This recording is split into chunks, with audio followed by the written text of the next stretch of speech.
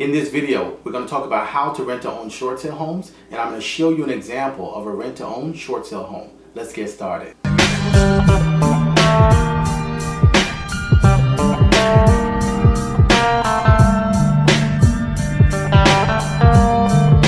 Hey everyone, I'm Rinde from AskRinde, and welcome to the #1 community for real estate income and credit. So if you'd like to know how to rent to own short sale homes and how the process works, make sure you watch the video to the end and leave a comment below if you need help with anything. Rent to own short sales are one of the best ways to be able to find and acquire rent to own homes. And that's because of one thing. It combines the best of both worlds. On the one hand, you have rent to own, which allows you to be able to buy property with no credit. And on the other hand, you have short sales, which allow you to be able to buy property with equity. So what is a short sale? A short sale is when a property sells for less than the amount due on the mortgage. In essence, it involves a third-party decision or a third-party approval, that third party being the bank.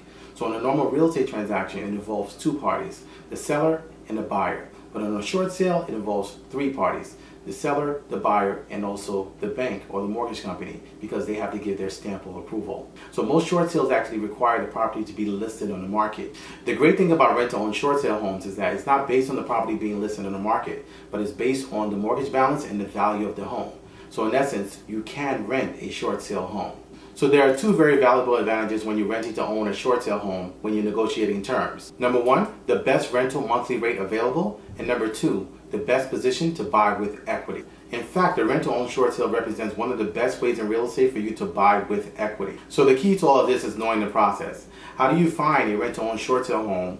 And after you found the rent to own short sale home, how do you get the process going to get the short sale approved from the third party? So this actually comes with skill. Over my 19 years of doing real estate, I've done dozens upon dozens of short sales, and I'm actually a short sale expert. I've done many homes all across the country, going through this process with different banks, and I know the intricacies of how to get a short sale from start to finish, from A to Z. And this is going to be very key because this is a very good position that you're going to be in if you can get into this property with equity. Specifically, if you're going to do it from a rent to own, that's a double win-win.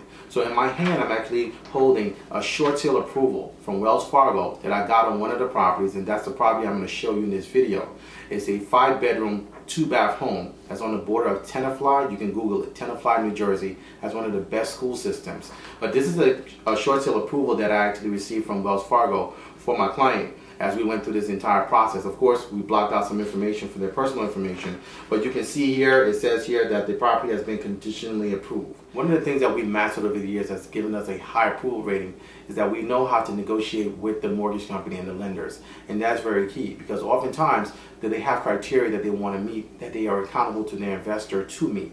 So when they come to you, sometimes they may reject the short sale. They may reject the amount that's been put forth or the offer amount. And you have to know how to go around that. And so when you see this conditional approval, many times what they'll do is they will actually forward you an approval based on, number one, the buyer, being the buyer that's on the contract, and number two, their net proceeds. Their net proceeds need to be a certain amount because they're not going to take less than that. So in essence, if they approve you for a short sale and you go forward with the short sale and it's time for closing and those net proceeds don't match and they're off even by a cent, the deal is dead. Because remember, the deal is actually subject to their approval. So you may be on the hook where you're dealing with a seller and you're in the process of a rent to own, and you're going to be getting the property on a transaction where you've one, on the rental side, you've got of course the best rental rate possible, and then number two, you're getting this property with equity because the property's debt may be $600,000.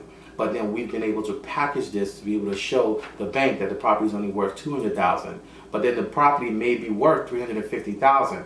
But the bank will look at what we've shown them and how we package the property to be able to accept and absorb the $200,000. And that's very key, and this is one of the properties that we did this exact same scenario with. So this property here is on the cul-de-sac. It's a 5-bedroom, 2-bath home with 3 levels of living space, finished basement. It has a large backyard with bamboo trees, a long driveway, plenty of space for outdoor entertainment, very quiet neighborhood, really good school system, centrally located, and the property has certain upgrades inside. It does need some new siding, but is a great area for actually anyone to raise their family in. And these are the type of rent-to-own homes that we do. This is what we deal with. We deal with properties that are actually livable, great properties, great areas that are valuable.